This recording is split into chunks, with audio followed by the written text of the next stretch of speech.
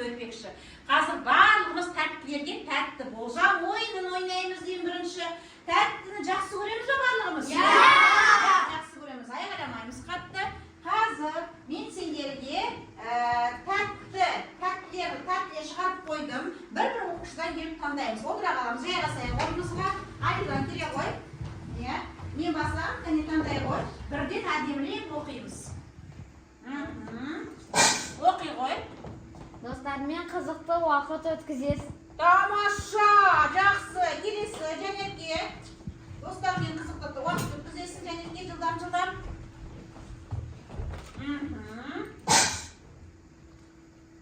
Оқи қой.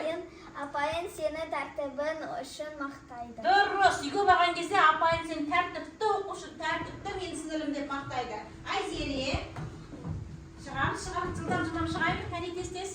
Оқи қой. Досымен қызықты ойын ойнайсың. Ой, керемет, досың бар ма сенің? Айзере бар ғой, досың? Жақсы, досымен қызықты ойын ойнайсың. Айша. Тез, жылдам.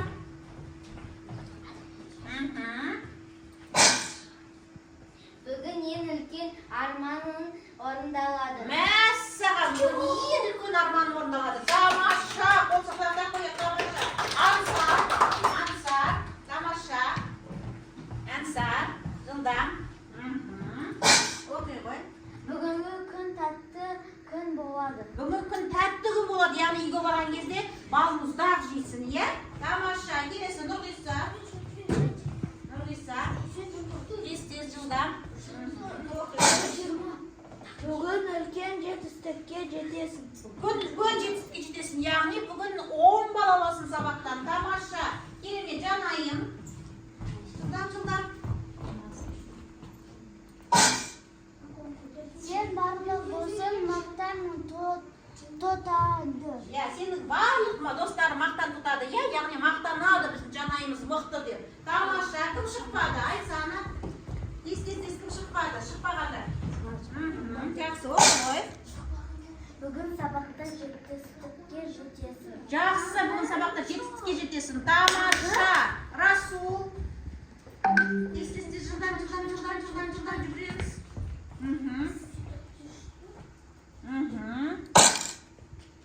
Жақсы жаңалық күтіп тұр. Жақсы жаңалық күтіп тұр. Тамаша, үйге барған кезде мақтайды анашын.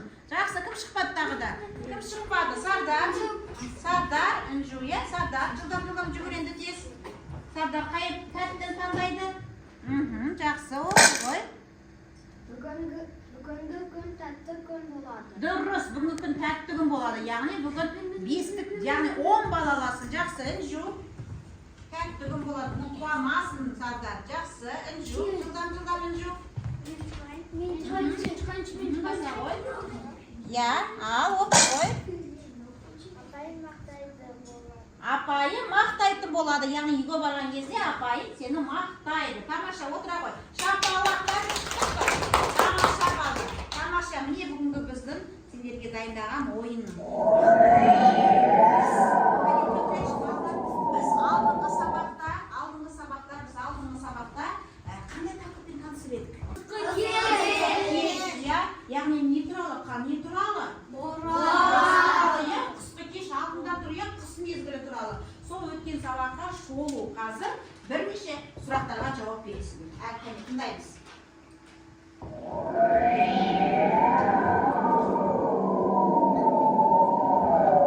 Өткен сабақтың тақырыбы. Айтамыз, айғанамаймыз. Тамаша, келесі. Қандай дауыс қорқынышты, келесі. Шығарманың авторы кім? Қысқы кештің авторы. Айта, Жәнетке. Кім? Иманжанова,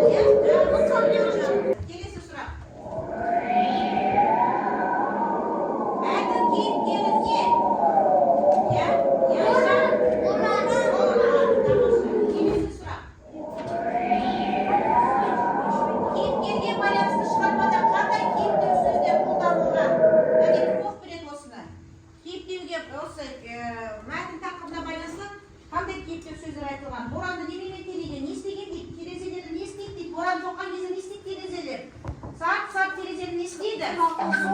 Соғады, иә? Қыс мезгілінде терезенің бәрін не басады? Қырау басады, қар болады, әппақ, иә? Аяз кезінде, иә? Терезеде біз ат жақаланып, кейде көрмей қаламыз. Ал балалар топқа бөлініп алайық, иә? Топқа бөліну үшін мына тұрған не істейміз? Мына тұрған шеңберді қазір айландырамын, аттарымды атаймын. Қай топқа түседі? 1, 2, 3. Бірінші топ, екінші топ, үшінші топқа барамыз. Ал кеттік. Бірінші жанайын.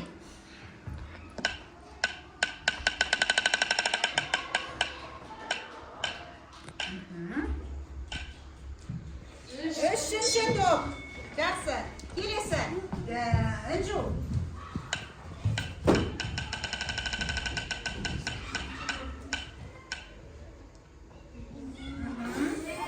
Бірінші топ өз тобында қалды. Келесі. Айша.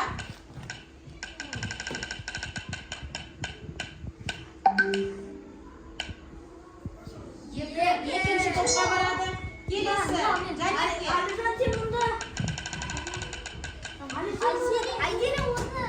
Жәнетке.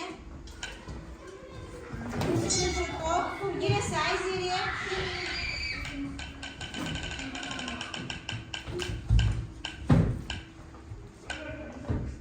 Екінші топ. Келесі кім Айсала?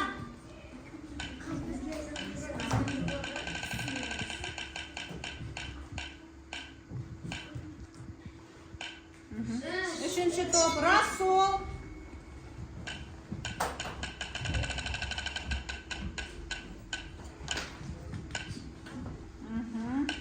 Үшінші топ келесі Нұрғиса.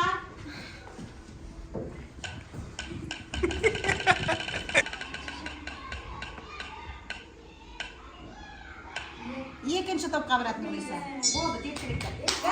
Балалар, бүгінгі біздің дәйек сөзіміз балалар.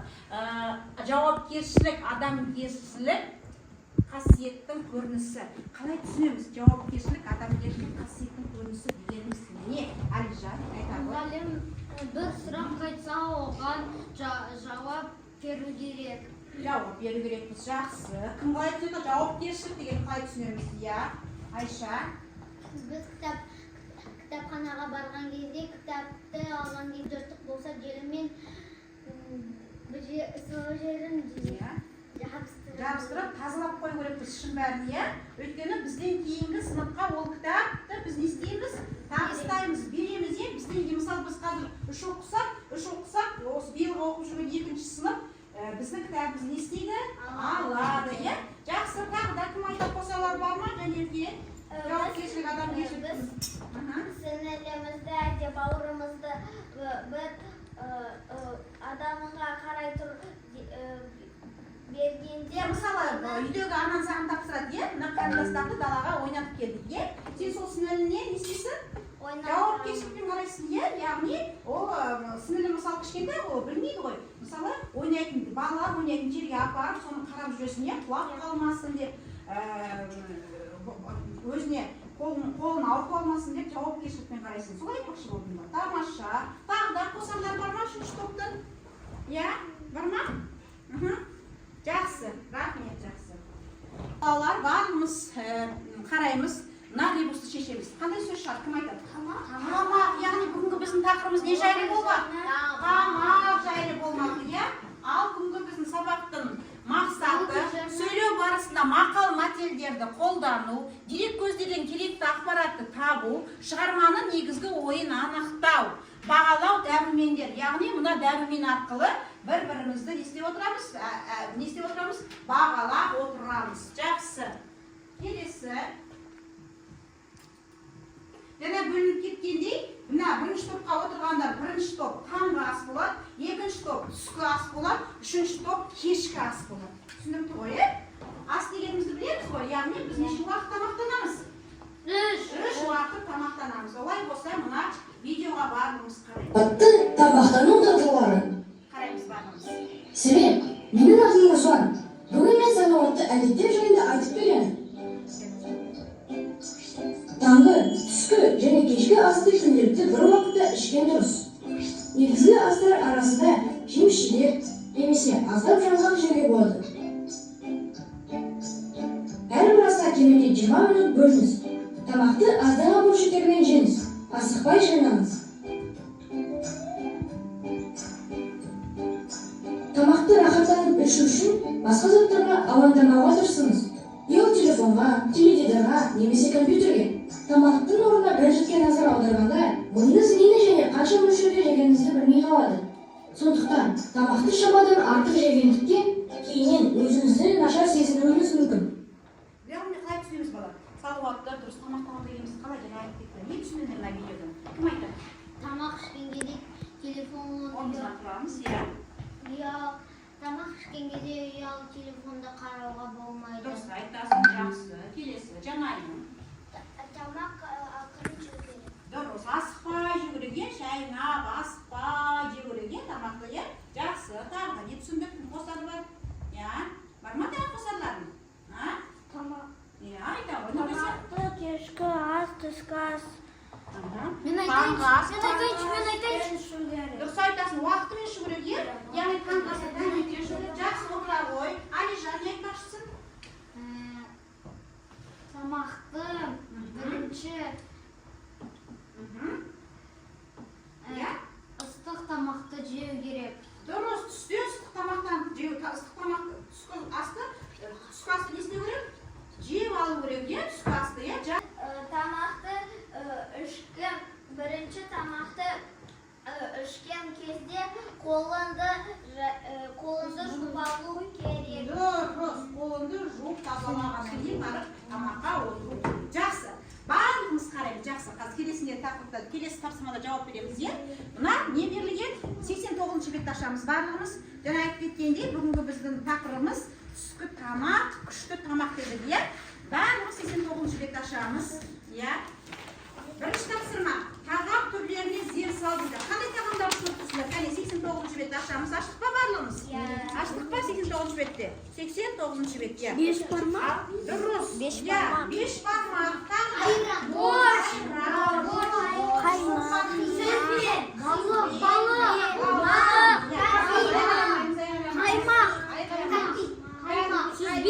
Ал енді маған сұрақ сендерге сұрақ. Бірінші, таңғы асқа не, бұны бірінші топ айтсын, таңғы асқа не, осы тамақтардың ішінен таңғы асқа нені жеуге болады? Таңғы асқа. Нені жеуге болады? Сорпа жейсің ба таңертең? Ал жарайды, сені ме жейсің таңертең? Таңғы асқа. Көріп тұр ғой мына жерде. Не, сүзбе, мысалы сүзбе жеуге болады, иә? Тоқашпен жәнерге нені жеуші едің сен? Наны қаймақты жеуші едің, жақсы. Екінші топ, түскі тамаққа нені жеуге болады? Түскі тамаққа. 5 бармақ. 5 бармақ. Борщ, сорпа, иә? Сорпаны жейміз, иә? Жақсы. Сосын нанмен жейміз, иә? Кешкі асқа неме жейміз, балалар? Нан ішінен? Ал? Иә? Балық жеңіл тамақ деп ойлаймын, иә? Балықты кешкі асқа балықты қалдыруға болады, иә? Балық пен нан, балық өте жеңіл тамақ, иә? Бірақ жеген кезде байқап, асықпай жеу керек. Жақсы. Міне, мұнда жаңа мақал мәтел, иә? Және біріншісін оқиды Нұрғиса. Таңғы асын тастама дегенді қалай түсінесің, Нұрғиса? Яғни, тыныш.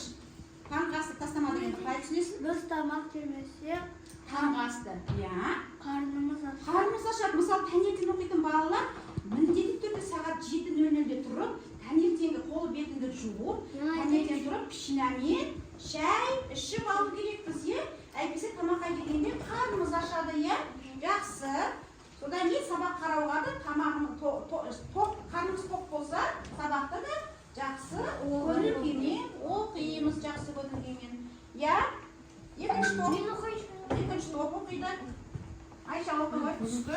Түскі тамақты күшті тамақ. Түскі тамақ, күшті тамақ деген қалай түсінеді екен бірінші топ? Және екінші топ айтты, түскі тамақ.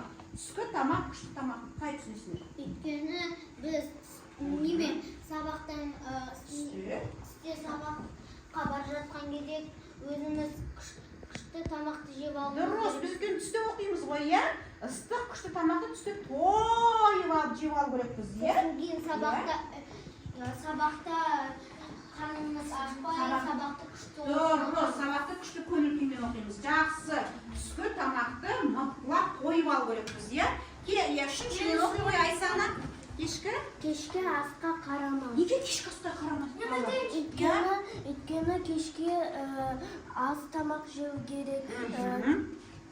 Біз көп тамақ жесек, біз төсекке жатамызда біздің ішіміздегі тамақ Қорытылмайды, дұрыс айтасың. Яғни асқазанымызға ауыр түседі, тамақты көп жеуге болмайды. Қарнымыз жартылай ғана қойып тұру керек.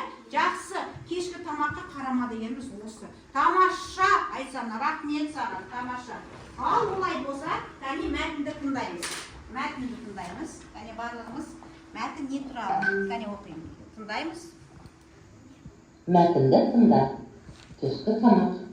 Тыңдашы, апам айтар ақылды. Түскі тамақ, күшті тамақ тартымды.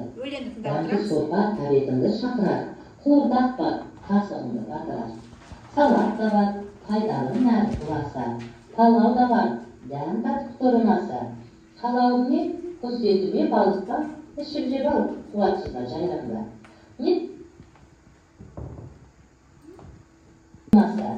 Қалауың не? Құс еті ме, балық па? Ішіп жеп ал, қуатсызда жайраңда. Не сұрайсың? Компот әлде айран ба?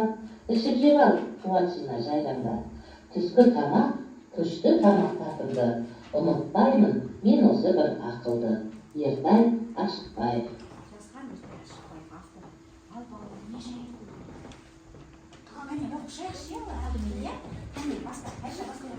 Түскі тамақ.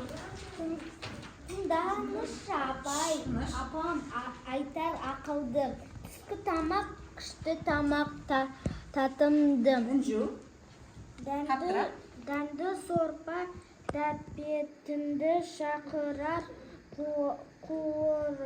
Қуырдақ бар, қасығыңды батырар. Жақсы, Әлижан. Салат та бар, пайдалы нәр боласа.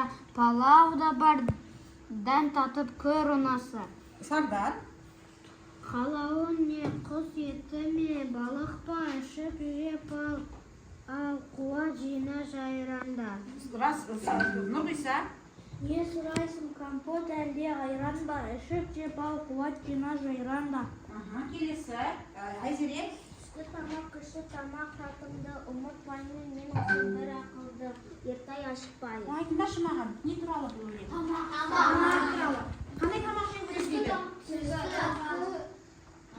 Қандай тамақ жеу керек дейді? Ыстық тамақ, таңғы тамақ, түскі тамақ, кешкі тамақты жеу керек дейді. Тамақты жегеннен кейін қалай жеу керек дейді? Асықпай жеу керек дейді. Немен жеу керек дейді? Салат жеу керек дейді. Палау жеу керек дейді. Палауды немен жеу керек дейді? Сағатпен жеу керек дейді. Қуырдақтың бәрін не істеп алу керек дейді? Қасықпен батырып жеу керек дейді. Компот па әлде айран ба дейді. Кейбір адамдар компот жейді, кейбір балалар айран жейді. Екеуін де ішуге болады. Сонда түскі тамақты не істеп алу керек екен? Мықтылап тойып алу керек екен түскі тамаққа. Жақсы, тамаша. Қазір дәптермен жұмыс, барлығымыз дәптерімізді ашамыз. Өлеңге аталған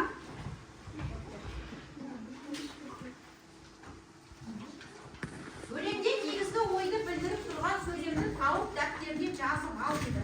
Қалай ойлайсыңдар? Негізгі ой нені білдіріп тұр? Негізгі ой қайсы деп ойлайсыңдар осының ішінде? Бәрін жазбаймыз. Керекті екі сөз бар мына жерде, екі ұзын жол. Қайсын жазамыз деп ойлайсыңдар? Өлеңнің негізгі ойын білдіріп тұрған сол сөйлемді не істеп ал дейді? Көшіріп жазып алыңдар дейді. Сол нені, жолды дейді. Қайсыны жазамыз? Түскі тамақ. Түскі тамақ татымды. Ұмытпаймын мен осы. Ал тақырыбын жазып аламыз осы нені, керекті сөзді. Түскі тамақ, күшті тамақ. Татымды, ұмытпаймын мен бір осы ақылды. Яғни түскі тамаққа не істеп алу керекпіз? Ойып алу керекпіз. Қатесі жазамыз балалар, әдемілеп, нүкте өтірді қойып жазамыз.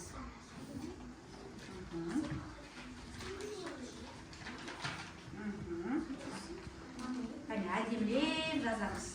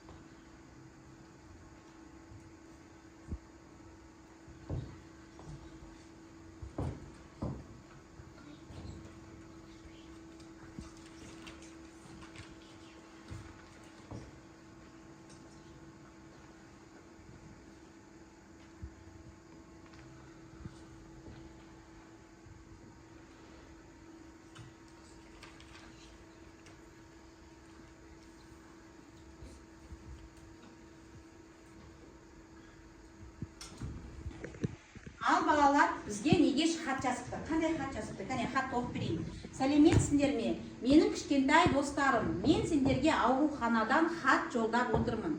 Дәрігерлер маған дұрыс тамақтану керек деді. Мен өзімнің түскі асыма төмендегідей ас мәзірін қойдым. Ас мәзірі меню, яғни ас мәзірін қойдым. Торт пен кока-кола, кәмпит пен чипсы, фри, бұлар менің сүйікті тағамдарым. Жақында жазылып кетем деп ойлаймын. Сәлеммен достары Негеш. Қалай ойлайсыңдар? Дұрыс па? Дұрыс па? Иә, дұрыс емес. Неге дұрыс емес деп ойлайсыңдар? Бір-бірден сөйлейміз, Нұрғиса. Орнымыздан тұрамыз. Зиян, зиян тамақтарды. Қандай тамақтарды айтты? Торт пен кока-кола, чипсы, Кока-коланы көп ішуге болмайды. Тортты неге көп жеуге болмайды, Ансар? өйткені ол қатты тәтті. Дұрыс, тәтті, көп тәтті жеуге болмайды. Чипсы дейді. Чипсіні неге жеуге болмайды? Өйткені ода қатты көп құрт бар. Және чипсіде неге көп жеуге болмайды? Үшін шығады? Ол қатты Майлы болады, денсаулыққа зиян, жақсы. Фри дегеніміз, оны неге жеуге болмайды екен? Айтады маған жанайым. Фриді неге жеуге болмайды? Ол да картоптың бір түрі, неде пісіреді оны? Неден қуырады? Майда қуырады, ол да майлы, зиян, сол себепті, Айсана? Сол себепті Фриді жеуге болады ма, болмай ма? фриді жеуге көп болмайды. Болмайды, тамаша, жақсы. Негешпен біз келіспейміз, мұндай тамақтарды жей берсе неге ауруханадан шыға ма? Шықпайды, жазыла ма? Жазылмайды, дұрыс тамақтану керек. Дұрыс тамақтану дегенді жаңа айтып кеткендей, таңғы ас, түскі ас, кешкі ас деп анамыз дайындап берген тамақты ішу жеу керек біз. Тамаша. Келесі тапсырма балалар, қазір топтық жұмыс балалар. Мен сендерге 3 топқа 3 тапсырма, 3 топтық жұмыс берем. Сендерге тапсырма беремін. Осы тапсырманы оқып орындаймыз. Жәнегі, бірінші сендер не дейсіңдер? Филадельфия бармайды. Таңғы асысыңдар, таңғы асты орындайсыңдар. Мынау бізде түскі асының тапсырмасы оқыңдар. Мынау кешкі тапсырмасы. Қане оқыңдар, жылдамдасыңдар, тез оқыңдар, жылдамдасыңдар.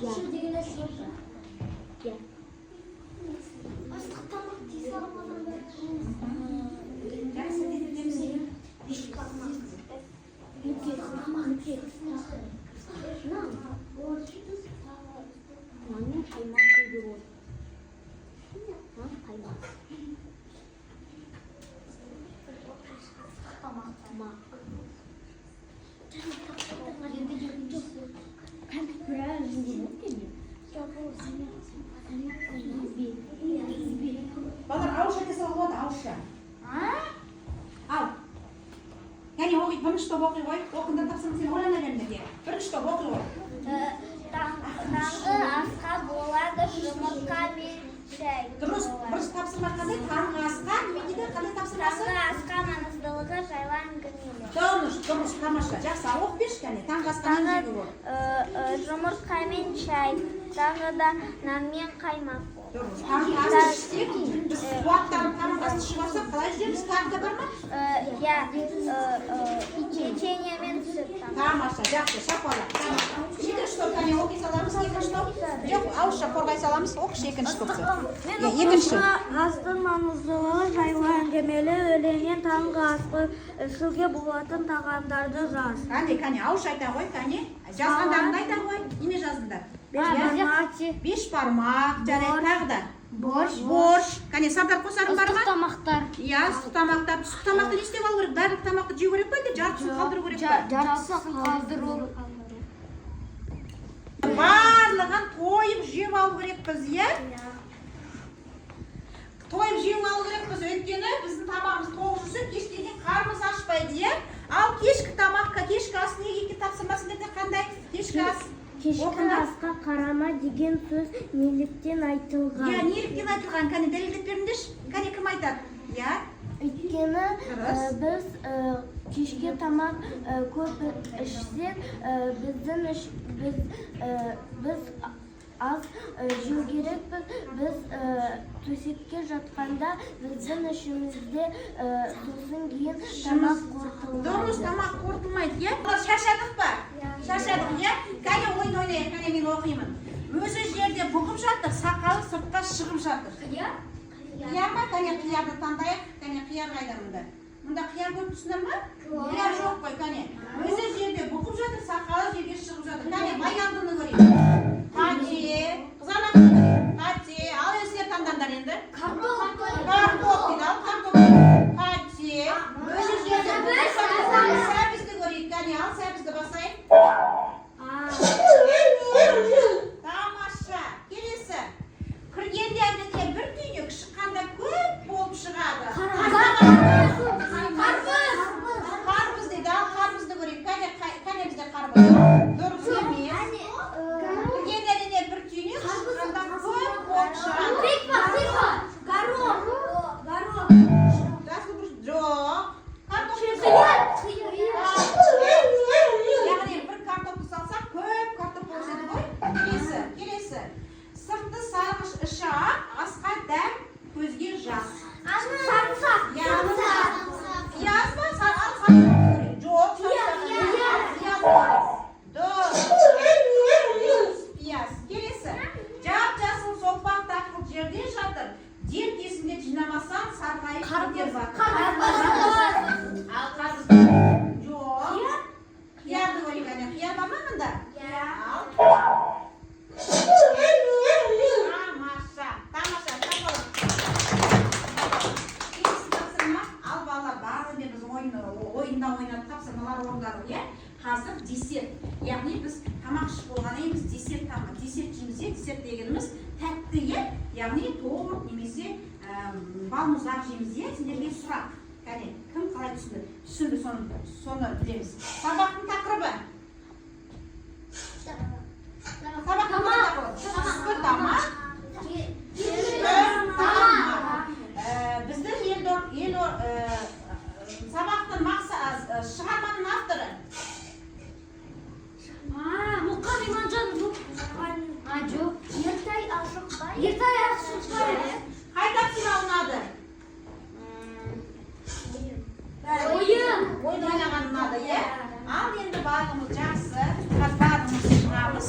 Ал барлығымыз нағыз ба? Яғни сабақты барлығымыз түсіндік, иә? Яғни орташа емес, дәрумендердің бәрін табақ ішіп, тамаша, рахмет. Дәрмен болды. Рахмет. Түсіндік. түсіндік, көрдік. Иә, мына дәрумендеріміз бәрі бізге пайдалы болды. Бүгін барлықтарың өте керемет қатыстыңдар, мықтысыңдар барлықтарың. Дәрумендермен сендерді, барлық дәрумендерді біледі екенсіңдер, барлық тамақты біледі екенсіңдер. Өте жақсы қатыстыңдар, бала сабағымыз осымен аяқталды.